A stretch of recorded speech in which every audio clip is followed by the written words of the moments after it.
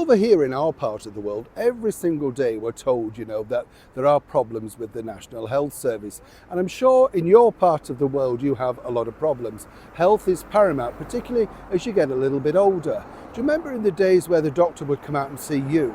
Well, now the doctor will only come out and see you simply because he's being paid. He can marker that down and actually collect some more money. You see how this works.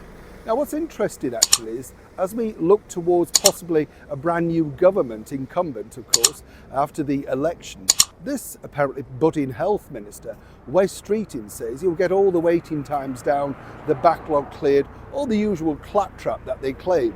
It won't happen for this simple reason. Let me explain. Morning, how are you? Lovely to see you. Thank you so much for your time today. Health is a big issue for all of our chums here on this channel, and for me myself, just getting dental appointments, whatever you need to do, want to do, becomes an absolute catastrophe, because unless you can pay for it, you're waiting weeks and weeks and weeks.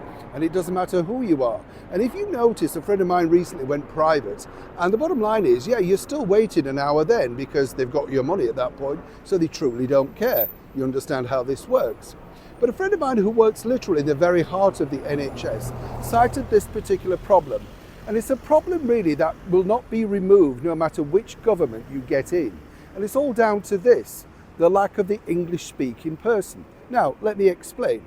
You see, every doctor's appointment now, particularly in the big hospitals, they're paying thousands and thousands of pounds for interpreters, up to £750 a day. And there are various languages, because all of these people that are coming in here illegally into the United Kingdom are draining the system dry. And then on top of all of that, draining the National Health Service. But because they need to be seen, you have to bring an interpreter.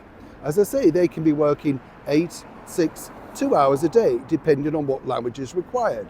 So for anybody who truly believes that they're going to clear the backlog, it starts with, of course, the alleged refugees, the alleged small boats draining the system that the great British taxpayer, who can speak English but can't get an appointment either in emergency, accident and emergency, or indeed your local GP, that truly is the problem. But of course that's the issue that they don't want to bring up, because nobody dare mention that word. But if you removed all of the people, quite frankly, that can't speak English, and of course are clogging up the NHS system, then perhaps the backlog might actually move. What do you think? Neil Sean in the very heart of London.